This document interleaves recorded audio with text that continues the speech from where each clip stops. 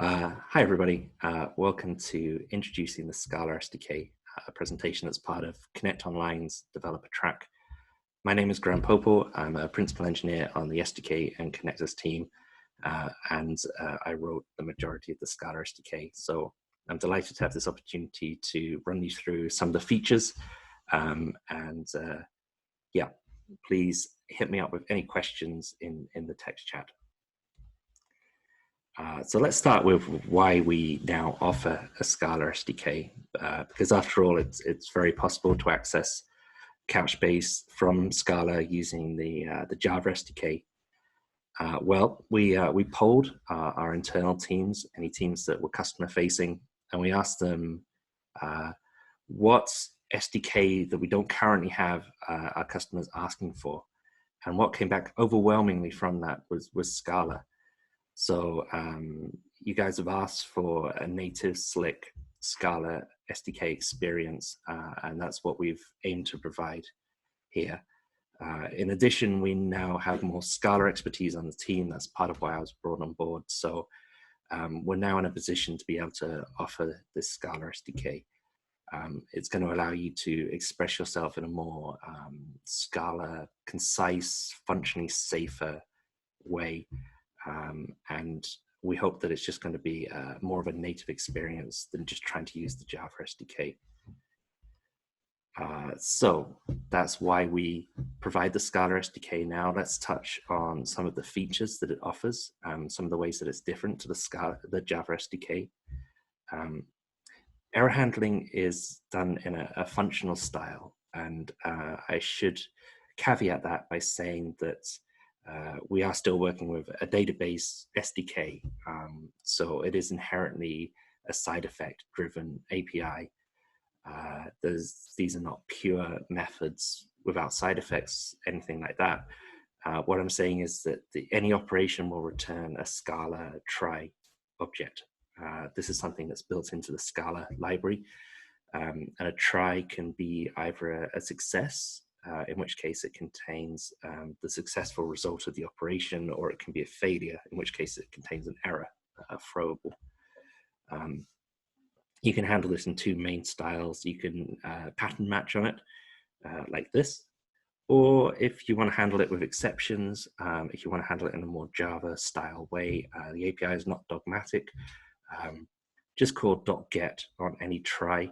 If it contains a failure, it will throw the failure at that point, throw the exception inside the failure, I should say, and you can handle it in an exception-based way. So use whichever suits your application better. The nice thing about functional errors is that they can be chained together and handled easily in one place. So here we can have we can do a get on the collection, which is sort of obviously getting a document from Couchbase from a particular collection. We can then flat map it through to replacing that document on the same collection. And we don't have to handle the get and the replace error handling individually. We combine the errors into one combined result. I should say that whatever style of error handling you use, it's really crucial to handle that result. Whether you pattern match on it, whether you call .get on it and then handle the exceptions, it's vital to do the error handling in your application. If you don't, then the operation may have succeeded or failed. You just don't know. So always make sure to handle the result.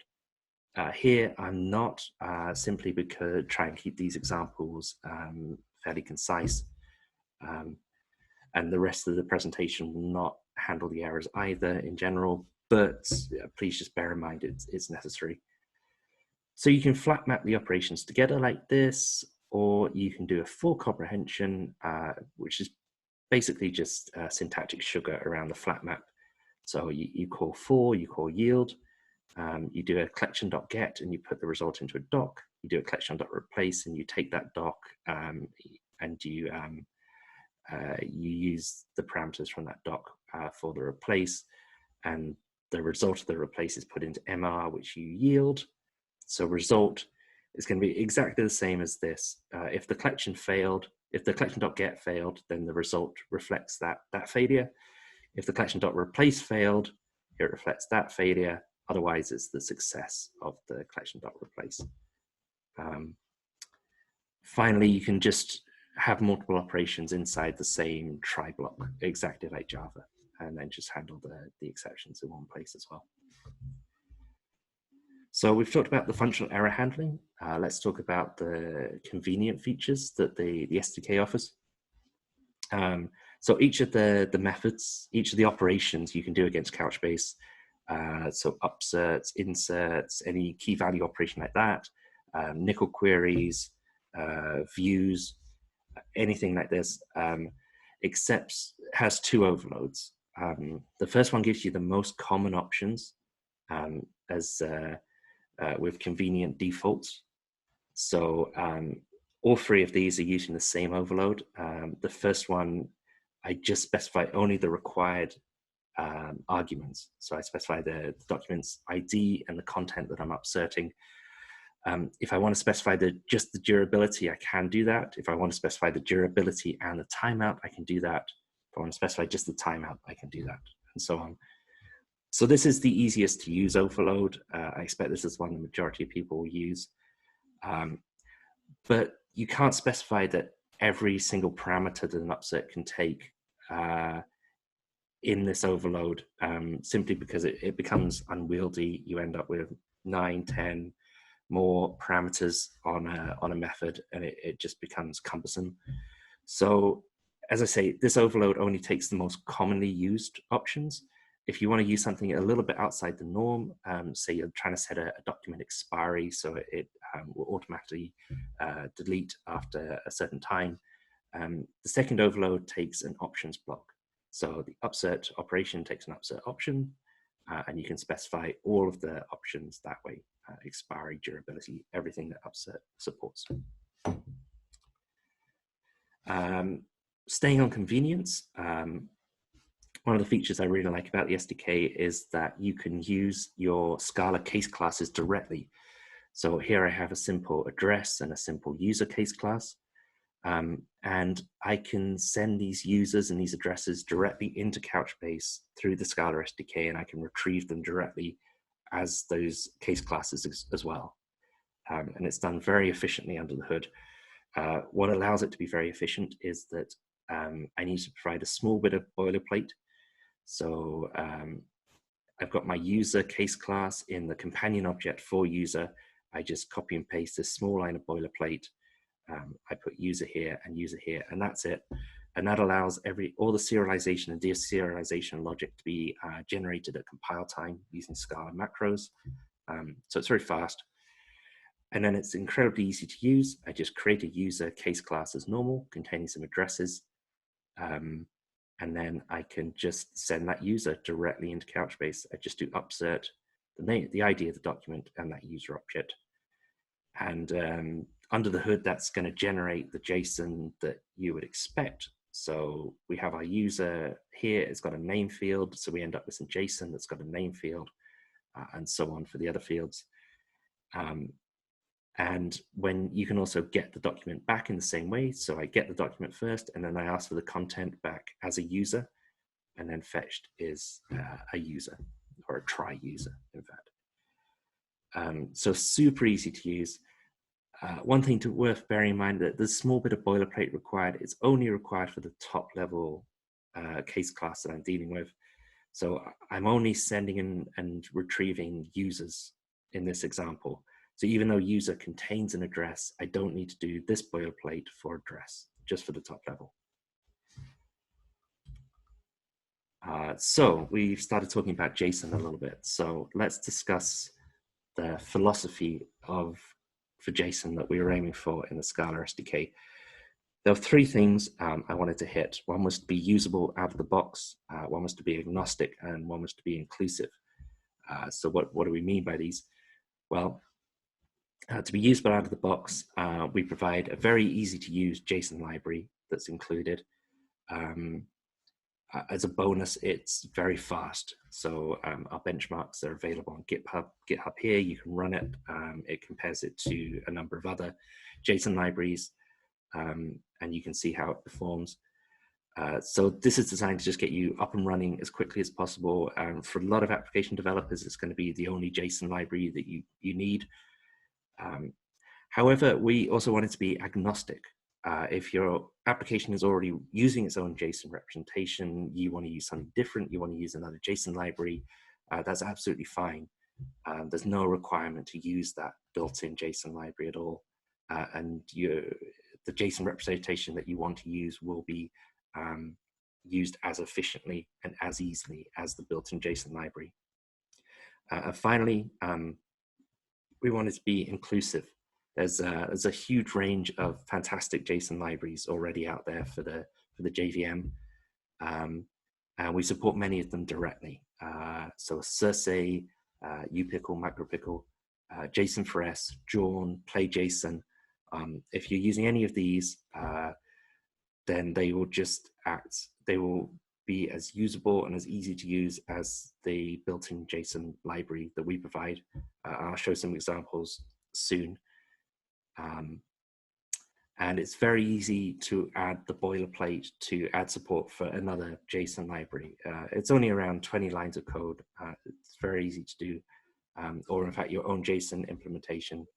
And finally, we also support, you can send string and a byte of arrays directly to and from Couchbase, interpreted in various ways. You can say, this is JSON, this is a raw string, this is raw binary. So you've got any way that you want to put data into Couchbase, get data out of Couchbase, whether it's binary, whether it's JSON, whether it's string, whichever form of JSON you want to use. We want to make that super easy, super accessible.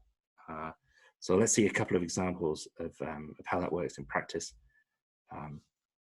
So Circe is a very popular JSON library for Scala, a fully functional interface, supports optics, lenses, zippers, all these functional goodies.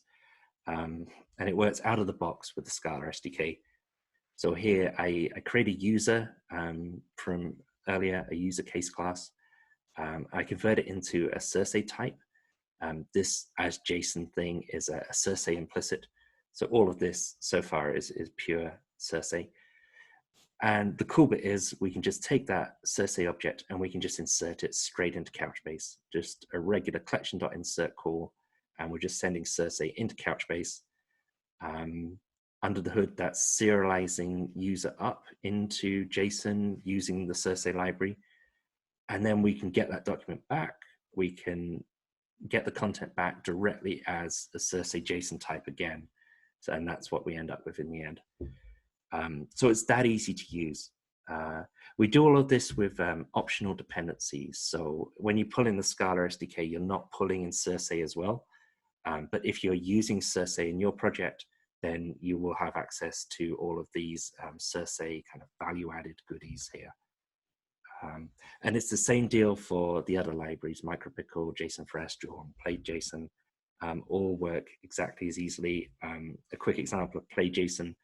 This is how you construct a Play JSON object, a JS value, and exactly the same as Circe. You can insert that directly into Couchbase. You can get it back directly from Couchbase. Now let's talk about the built-in library I mentioned for JSON. So it's going to be familiar to anyone who's used the Java SDK's JSON object and JSON array. It's kind of modeled along those lines. And like I said before, the objective really was to provide a very fast, very easy to use JSON library. So out of the box, you've got something to work with. You don't need to be choosing whether to use like Circe or Play JSON. You can just default to this, and a lot of the time it's going to be the perfect tool for the job. So some of the ways we differ a bit from the Java SDK is we provide some value add. Scala's got this interesting feature called dynamic, which lets you perform things that are more like a dynamic programming language with Scala, which is clearly statically typed. So it lets us do things like you access it through this dyn method on your JSON object or your JSON array. And then you can start using, so you see our JSON contains an addresses field. You can access it like this. So this is giving me the first item of the addresses array, and then give me the .address field from that. And then finally return that as a string. And then that returns me the address as you'd hope. So clearly, this needs to throw exceptions. It's one of the very few parts of the Scala SDK that does throw exceptions, but we do provide when I say it throws exceptions, if I access an addresses object that doesn't exist, that will throw. But we do have a functional try-based interface as well that I'll show very soon. So sticking with the built-in JSON library, like I say, it's mutable. So you can create an object, you can modify the object. And we think, this might strike you as a bit unusual, having a mutable class inside an otherwise functional Scala SDK. It was a deliberate choice. For one thing, we find it's often a lot easier to get the performance a lot quicker when you're working with mutable data structures. Second, we find that the convenience for mutable JSON can be a lot easier. Without mutability, you find yourself using things like zippers to kind of modify the internals of JSON, which are not trivial. They can be hard to use, certainly harder than just object output. Finally, we think that JSON is often used in a very short-lived, short-scoped context, particularly with Couchbase, where you're one of the very common use cases for JSON is you get a document and then you replace that document straight away, just modifying the content in between. So in which case, sort of a lot of the advantages of having a safe, immutable data structure kind of disappear a little bit when it's so short-lived, when you're doing something that's so defined and clear in just 1 or 2 lines of code. So like I say, we optimize this library for kind of performance and convenience. There are alternatives available. If you want to use Circe, which is a fully functional library with zippers, lenses, optics, all of these, you're absolutely free to. We've already seen how to do that. So yeah. That said, we do offer something of a halfway house with the library, with the built-in JSON library. You can access a try-based interface on it as well for reads, not for writes. So here, if I call JSON.safe on my JSON object, I get back a JSON object safe, and now I can access it. All my accesses return tries instead of throwing if that field is not there. And that extends to the DINE support we saw on the previous slide. So now if I access addresses and addresses doesn't exist, or addresses does exist, but it doesn't have an address field inside it, that's going to return a failure rather than throwing an exception. So let's look at the APIs. Just like the Java SDK, we provide 3 APIs out of the box. The first is the blocking synchronous API. It's the simplest to use. I'll cover futures before reactive, as it's a bit simpler. Futures are Scala Futures. You're probably familiar with them already. And you can access, if you start with a collection object here, you can access the future-based API through async here, which returns you an async collection. And now every operation you can do on async collection, and they're the same operations as on a regular blocking collection, now returns Scala Futures. So I'm doing a get here, followed by a replace, flat mapping between the two, and I get a single future back. So if you're familiar with futures and you want to be doing asynchronous programming, this might be the API to use. It's also the building block of the other 2 APIs. So if you're looking for the very last drop of performance, this might be the one to go for. The third API is the reactive one. So it's also asynchronous. It's based around a third-party library, Project Reactor, the same as the Java SDK. Project Reactor offers reactive programming, and reactive programming offers a lot more than futures. You've got things like, in some ways it's similar. I can still flat map asynchronous operations together, but I can also do things like easily retry the whole stack, but only on particular exceptions. And perhaps when it retries, I want it to do some exponential backoff from 5 milliseconds to 100 milliseconds. These are things that are possible to do with basic futures, but are complex. Reactive makes a lot of these complex situations where you're dealing with unreliable networks. It makes it a lot easier. So it can be a tricky paradigm to wrap your head around at first, but it's extremely powerful and well worth getting to grips with. Finally, I can't touch on all of the cool things that reactive allows. We'd be here all day. But one other thing in particular that I want to highlight is that when you're working with Nickel, when you're doing queries, and this goes for FTS and analytics as well, you get automatic backpressure during streaming when you're using the reactive API. And what that means is that with the other two APIs, if you're doing a large query and you're streaming a lot of data back, that's going to get buffered up inside the SDK. And so with a very large data set, that can result in an out-of-memory situation.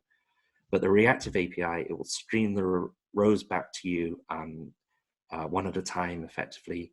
And if it detects that your application is not processing the rows quickly enough, it will just slow everything down. It will tell the producer, the query service, the FDS service, to just slow down. Essentially, it stops pulling data off the wire for a while until the application is caught up again. So you get all of this back pressure, all of this flow control kind of for free when you're using the reactive API. And it's a very cool feature. As you'd expect, we have full feature parity between Scala SDK and other SDKs. All of the services, Nickel, FTS, analytics, views, eventing, subdocument, index management, the vast feature array of Couchbase is fully supported. And we've aimed to get every single API as easy to use as the key value examples that you've already seen.